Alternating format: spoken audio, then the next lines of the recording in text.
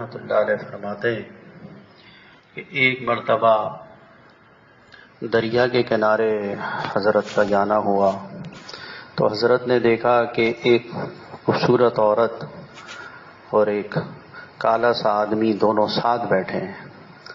تو حضرت کے دل میں گمان آیا کہ حضرت نے فرمایا کہ میں نے سوچا کہ شاید اس کا جو ہے غلط ارادہ ہے اس کے ساتھ جو عورت کے ساتھ بیٹھا ہے. تھوڑی سی دیر ہوئی، سامنے ایک کشتی آ رہی تھی اور وہ کشتی ڈوبی، اس میں 8 افراد سوار تھے. اس میں سے 7 کو اس نے فوراً کودا اور 7 افراد کو اس نے بچایا، اور جو 8واں افراد تھا اس کو بچانے سے پہلے جنید بغدادی رحمۃ اللہ علیہ کی طرف دیکھا اور کہا کہ اگر تم اتنے کامل ہو تو اس 8ویں کو بچا لو. یعنی خود وہ ولایت کے مقام پہ پہنچا تھا اور کہنے لگا کہ جس کے بارے میں تم نے بدگمانی کی وہ میری ماں ہے، میں اس کا بیٹا ہوں. تو حضرت جنید بغدادی رحمۃ اللہ علیہ فرماتے ہیں اس کے بعد سے میں کسی مسلمان کے بارے میں دل میں بدگمانی نہیں لاتا. تو اللہ رب العزت اپنے اللہ والوں کی اس طرح تربیت کرتے ہیں، جو ولایت کے مقام پر ہوتے ہیں ذرا سا بھی ڈگمگاتے ہیں، اللہ رب العزت کی طرف سے ان کے لیے مدد اترنا شروع ہو جاتی ہے. اسی طرح واقعہ ہے کہ 2 بھائی تھے، بڑے اللہ والے تھے، اور پہلے جو ظاہر ہے اللہ والی مائیں ہوتی تھیں تو وہ ایسے اللہ والے جو ہے بچے بھی جنا کرتی تھیں، اور دونوں بھائی بڑے کامل مقام پہ پہنچے ہوئے. تو ایک بھائی امامت کرا رہا، دوسرا بھائی پیچھے صف میں کھڑا ہوا. تو جب نماز ختم ہو گئی تو گھر پہ جب پہنچے تو کہنے لگا، ایک بھائی نے کہا چھوٹے والے نے، اماں دیکھیں میں اسی لیے بھائی کے پیچھے نماز نہیں پڑھتا. یہ نماز تو کرا رہے تھے، جماعت تو کرا رہے تھے، لیکن حیض کے مسائل ان کے دماغ میں چل رہے تھے. یعنی اتنا کشف کا معاملہ تھا، اتنی ولایت کا معاملہ تھا. اللہ کی طرف سے اس طرح معاملہ کھلتے تھے. یہ اختیاری نہیں ہوتے، غیر اختیاری ہوتے ہیں کہ آدمی جو ہے نا سمجھ لے کہ جی کسی بھی اللہ والے کے پاس جا رہا ہے سارا معاملہ کھل جائے گا. ایسا نہیں ہے بھائی، کوئی عالم الغیب نہیں ہوتا، اس کو اپنی کمر کے پیچھے کا نہیں پتا ہوتا. شیخ الحدیث حضرت مولانا عبد الواحد صاحب رحمۃ اللہ علیہ ہمارے شیخ کے پاس ایک صاحب آئے، کہنے لگے حضرت دیکھ لیں آپ کو تو سب پتا ہوگا. حضرت فرمانے لگے بندے کو تو اپنے کمر کے پیچھے کا نہیں پتا کیا ہے. تو اللہ کا معاملہ ہے، جب کسی کا معاملہ کھولنا چاہیں گے اصلاح کے لیے تو کھول دیں گے. جیسے امام ابو حنیفہ رحمۃ اللہ علیہ کے اوپر اللہ پاک نے کھولا تھا کہ جب وضو کیا کرتے تھے لوگ تو حضرت کو گناہ جھڑتے ہوئے نظر آتے تھے کہ یہ کون سا گناہ دھل رہا ہے، زنا کا گناہ دھل رہا ہے، چوری کا گناہ دھل رہا ہے. جو حدیث پاک میں آیا نا، انسان وضو کرتا ہے تو وضو کرنے سے نہر وہ نہر ہے بھائی. 5 وقت کی نماز سے پہلے جو آدمی وضو کرنے کا اہتمام کرتا ہے تو اس کے گناہ جو دھلتے ہیں اور وہ پاک صاف جو ہوتا ہے. امام ابو حنیفہ رحمۃ اللہ علیہ کو نظر آیا کرتے تھے، انہوں نے دعا کی اللہ پاک یہ چیز میرے سے سلب کر لے، کیونکہ امام ابو حنیفہ رحمۃ اللہ علیہ نے وضو کے پانی کو پھر منع فرما دیا تھا استعمال نہ کیا جائے. جب اللہ نے سلب کر لیا، نظر آنا بند ہوئے، تو پھر حضرت نے کا استعمال ہو سکتا ہے یہ پانی پودوں میں اور چیزوں میں. تو ساری بات یہی ہوتی ہے. تو دوسرے بھائی نے کہا اماں یہ دیکھیں بڑے بھائی جو ہے نا یہ نماز تو پڑھا رہے تھے لیکن مسائل میں ان کا دماغ جو ہے نا حیض و نفاس کے مسائل میں دماغ ان کا چل رہا تھا. تو اماں بھی بڑی کامل تھی، کہنے لگی تم تو دونوں ہی میرے کام کے نہیں رہے. ایک نماز پڑھا رہا تھا، وہ اپنے مسائل میں گھسا ہوا تھا، اور تم اس کے اندر گھسے ہوئے تھے کہ یہ کیا سوچ رہا ہے. یہ بتاؤ کہ اللہ کی طرف کون متوجہ تھا تم دونوں میں سے؟ پھر اللہ کی طرف کون متوجہ تھا؟ تم اس پہ توجہ کر رہے تھے، وہ مسائل پہ توجہ میں لگا ہوا تھا. تو میرے لیے تو تم دونوں بیکار ہوئے. تو یہ معاملہ ہوتا ہے کہ انسان کا سارا معاملہ ہے کہ اپنے معاملات، اپنا تعلق میں اللہ حاصل کرنا ہے تو ہر وقت اللہ سے لگانا پڑے گا، ہر وقت اللہ کی طرف دھیان کرنا پڑے گا. لوگ آتے ہیں کہ جی یہ یار یہ دماغ میں چلتا رہتا ہے، یہ کاروباری مسائل، وہ کاروباری مسائل، فلاں ڈھماک. تو اس کا بھی یہی ہوتا ہے نا کہ اصلاح کے لیے پہلے تو آپ کسی کے پاس جاؤ، کسی کو کچھ سمجھو. آپ کسی ڈاکٹر کو ڈھونڈتے ہو ڈھانتے ہو اور پہنچتے ہو یار فلاں بڑا ڈاکٹر ہے فلاں بڑا ڈاکٹر ہے اس سے علاج کراؤں گا, نہیں یار اس کی تعریف نہیں سنی, اس کا کہ علاج صحیح نہیں ہے.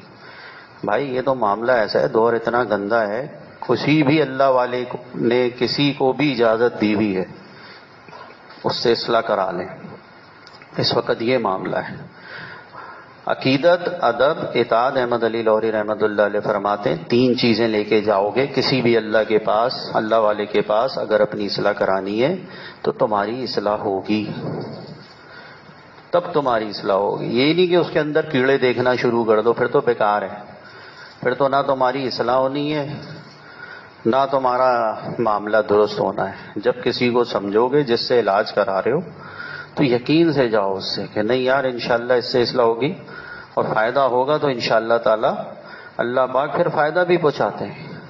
اور جو لوگ طلب سے آتے ہیں تو یہ تو اللہ پاک خود فرماتے ہیں کہ اللہ کا راستہ ہے. اب کسی کے پاس آپ آ رہے ہو یا اپنی اصلاح کرا رہے ہو, کس کے لیے کرا رہے ہو؟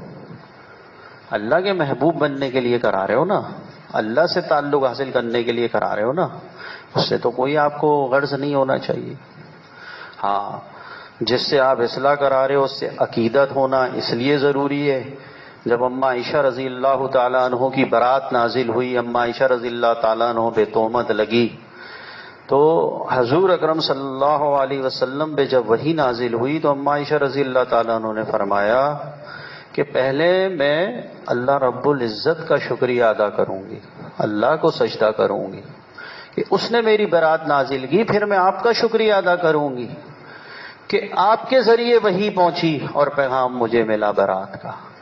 تو پہلے اللہ کو سجدہ کیا, پھر حضور اکرم صلی اللہ علیہ وسلم کو شکر ادا کیا انہوں نے کہ میں آپ کی شکر گزار ہوں.